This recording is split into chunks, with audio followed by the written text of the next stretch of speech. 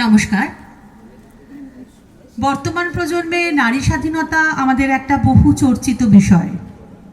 সকলের মুখেই কাজে কর্মে নারীদের অগ্রাধিকার সর্বত্রই আমরা দেখে থাকি।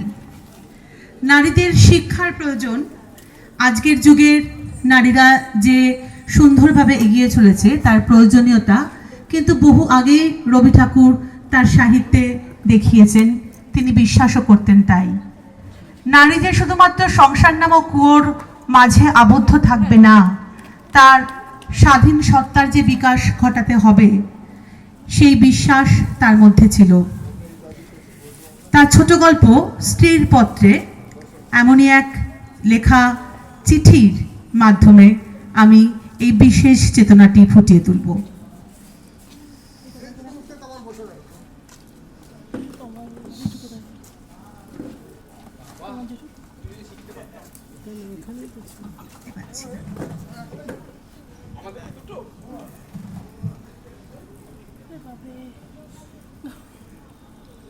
শ্রীচরণ কমলেশু। আজ 15 বছর আমাদের বিবাহ হয়েছে। আজ পর্যন্ত তোমাকে কোনো চিঠি লিখিনি।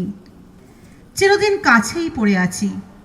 মুখের কথা অনেক শুনেছ, আমিও শুনেছি। চিঠি লেখার মতো ফাঁকটুকু পাওয়া যায়নি। আমি তোমাদের মেজ বউ।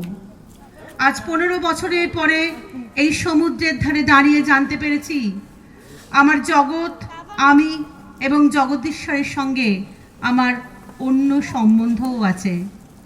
তাই আজ সাহস করে এই চিঠিখানি লিখছি। এ তোমাদের মেজ বউয়ের চিঠি নয়। তোমাদের বড় বউয়ের রূপের অভাব মেজ বউকে দিয়ে পূরণ করাবার জন্য তোমার মায়ের একান্ত জিদ ছিল। নইলে এত কষ্ট করে আমাদের সে গাঁয়ে তোমরা যাবে কেন? বাংলাদেশে পিলে, যকৃৎ, অম্লশূল এবং কোণের জন্য কোনো খোঁজ তো কাউকে করতে হয় না।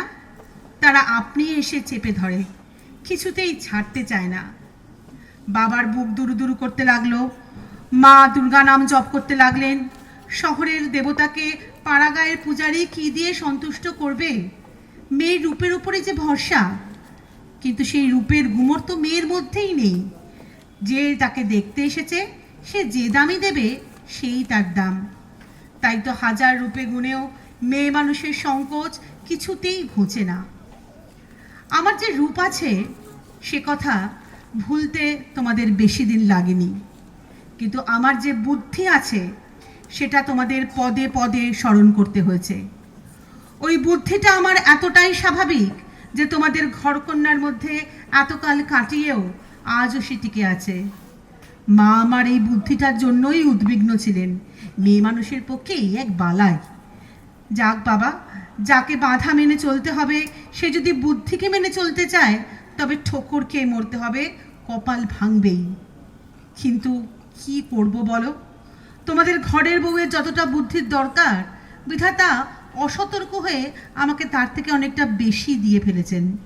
সে আমি এখন ফিরিয়ে দিই কাকে? তোমরা আমাকে মেয়ে জ্যাঠা বলে দুবেলা গাল দিয়েছ। একটু কটু কথাই হচ্ছে অক্ষমের সান্ত্বনা। অতএব সে আমি ক্ষমা করলুম। আমার একটা জিনিস তোমাদের ঘরকন্যার বাইরে ছিল, সেটা কেউ তোমরা জানোনি। আমি লুকিয়ে কবিতা লিখতুম। সে ছাইপাশ যাই হোক না কেন, সেখানে তোমাদের অন্দরমহলের পাঁচিল ওঠেনি। সেইখানেই আমার মুক্তি, সেইখানেই আমি। আমার মধ্যে যা কিছু তোমাদের মেজ বউকে ছাড়িয়ে রয়েছে সে তোমরা পছন্দ করনি, চিনতেও পারোনি। আমি যে কবি সেই 15 বছরও তোমাদের কাছে ধরা পড়েনি।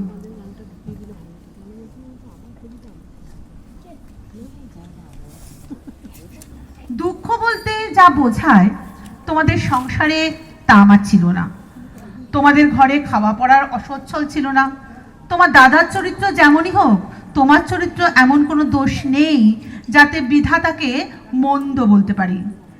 যদি বা তোমার স্বভাব তোমার দাদার মতোই হতো তাহলেও হয়তো মোটের উপর আমার এমনিভাবেই দিন চলে যেত এবং আমার সতীসাধ্যী বড় জায়ের মতোই পতি দেবতাকে দোষ না দিয়ে বিশ্ব দেবতাকেই আমি দোষ দেবার চেষ্টা করতুম।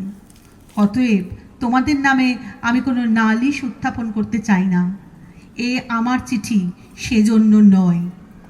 কিন্তু আমি আর তোমাদের সেই 27 নম্বর মাখন বলারের গড়িতে ফিরব না। আমি বিন্দুকে দেখেছি। সংসারের মাঝখানে মেয়ে মানুষের পরিচয় যে কী তা আমি পেয়েছি। আর আমার দরকার নেই। সেই মৃত্যুর বাসি এই বালিকার ভাঙা হৃদয়ের ভিতর দিয়ে আমার জীবর যমুনা পাড়ে যেদিন বাজলো, সেদিন প্রথমটা আমার বুকের মধ্যে যেন বান বিঁধল।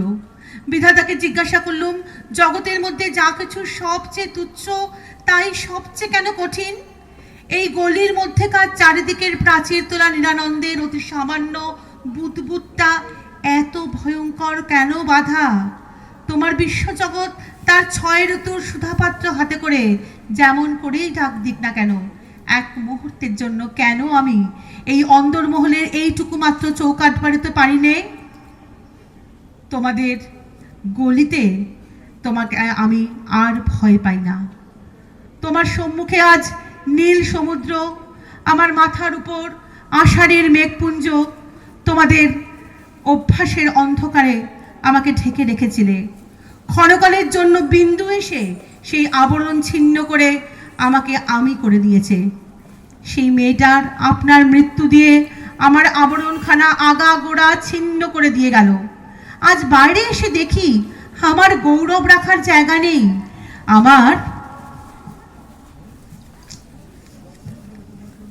এই অনাদৃত রূপ তার যার ভালো লেগেছে, সেই সুন্দর সমস্ত আকাশ দিয়ে আমাকে চেয়ে দেখেছেন। এইবার মরেছে মেজ বউ। তুমি ভাবছো আমি মরতে যাচ্ছি?